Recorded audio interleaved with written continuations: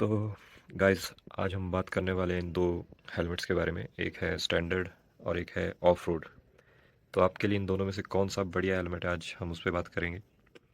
तो पहले हेलमेट क्यों ज़रूरी है, पहले तो वो देख लीजिए आप। ये एक्सीडेंट के निशान है, एक ये है और एक इस तरफ है। इस तरफ जब मैं गिरा था तब भी सर के बल गिरा था यहाँ पे।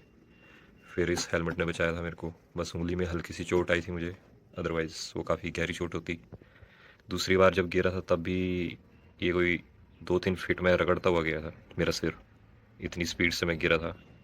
आप देख सकते हैं। तो हेलमेट बहुत ज़रूरी चीज़ है। जो हेलमेट नहीं पहनते आप उनको ये ज़रूर भेजिएगा वीडियो। कुछ शुरू करते हैं हेलमेट्स के बारे में।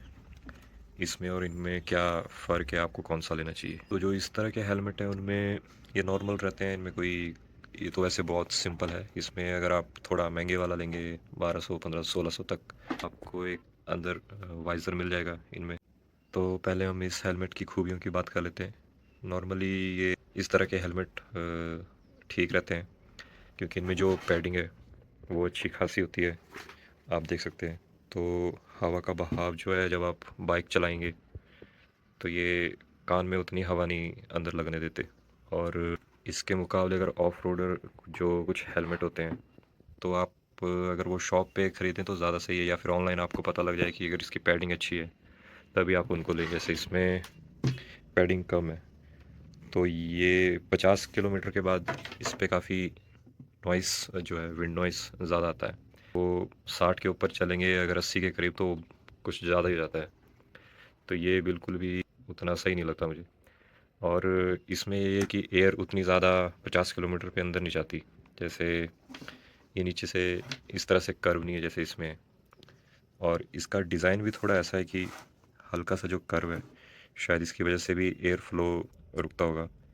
तो ये मेरे को सबसे बेस्ट लगता है इन दोनों में। और इसमें ये है कि 50 से कम स्पीड पे भी अगर मैं जा रहा हूँ तो उसमें भी थोड़ी थोड़ी हवा जो है यहाँ से ये अंदर जाती रहती है। तो ये फिर आंखों में धूल वगैरह ज़्यादा लगती है मुझे। इसमें ये एक दिक्कत रहती है। इसके अलावा इसमें बेनिफिट ये रहता है कि अगर आप लॉन्ग टूर पे जा रहे हैं तो ये शील्ड बहुत काम में आती है। जैसे अगर आप 2 घंटे से ज़्यादा सफ़र कर रहे हैं तो ये शील्ड आपको धूप से बचाती है, आपकी आंखों को धूप से। लंबा ट्रैवल करने के बाद आपको दर्द नहीं होती, जैसे कई बार होता है आंखों में थकान आ जाती है लॉन्ग ट्रैवल करने से, तो वो चीज़ नहीं होती है। ना ही आंखें दुखती हैं जब आप मतलब लॉन्ग राइड करें आप 6-7 घंटे भी। तो ये उस चीज़ के लिए सबसे बेस्ट रहता है ये। और इसको एक्सटेंड भी कर सकते हैं और नीचे भी कर सकते हैं अपने हिसाब से।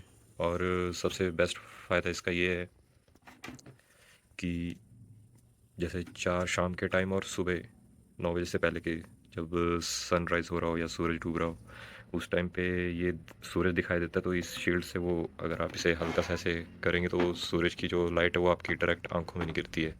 तो ये भी इससे फ़ायदा है। बाकी बारिश है तो इतना कुछ फ़ायदा पड़ता नहीं है इसका। बारिश की बूंदें फिर भी वो गिलास पे थोड़ी थोड़ी गिरी जाती है। इसमें एक बटन है जैसे, तो ये वाइज़र रहता है। तो ये चीज़ अगर आपको इस तरह के हेलमेट में मिल जाती है तो अगर ये भी आप यूज़ करें तो आपको वो सूरज की रोशनी से जो परेशानी होती है वो इसमें नहीं होगी। तो मेरा ख्याल है कि आपको इसी तरह के हेलमेट लेने चाहिए, इसी शेप में। वैसे लुक वाइज तो ये ज़्यादा सही लगते हैं, लेकिन आजकल जो ज़्यादा 2000 से ऊपर के हेलमेट हैं उनमें यहाँ पे एक अलग से कपड़ा सा आता है जिससे आप डस्ट वगैरह की शिकायत नहीं रहेगी।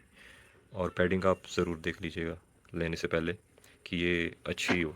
जैसे इसकी जो है वो पतली है और इसकी काफ़ी अच्छी मोटी है। तो ये आप ज़रूर ध्यान दें। और प्लस पॉइंट है इस हेलमेट का, नॉर्मली इस तरह के हेलमेट में जो है वो स्क्रैचेस आ ही जाते हैं। लिखा तो होता है इन्होंने कि स्क्रैच नहीं आएंगे, लेकिन ऐसा कुछ नहीं होता, ये स्क्रैच आ जाते हैं। और इसमें क्योंकि ये चीज़ लगी रहती है तो इसमें इतने ज़्यादा स्क्रैच नहीं आते इसकी कंपैरिजन में। आप इस तरह के हेलमेट पे भी जा सकते हैं, पर ये थोड़े महंगे आपको मिलेंगे। बाकी ये थोड़े कम बजट में आपको मिल जाएंगे। और जब भी हेलमेट लें तो अच्छी कंपनी का ही ख़रीदें और बढ़िया ख़रीदें कि आपको लगाने में भी सही लगे। और एक और बात इसमें मैं आपको बताना चाहूँगा, जैसे अगर स्ट्रैप अगर आप लगाते हैं गोप्रो या किसी और कैमरा लगाने के लिए फ़ोन का, तो उसके लिए ये शेप ज़्यादा सही रहती है।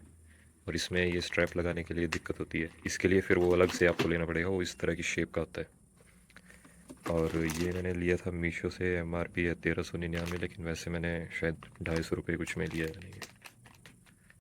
तो आशा करता हूँ आपको ये वीडियो पसंद आई होगी। इसी तरह की इन्फॉर्मेटिव वीडियो के लिए आप चैनल को सब्सक्राइब ज़रूर कीजिएगा और वीडियो को लाइक ज़रूर कीजिएगा। धन्यवाद।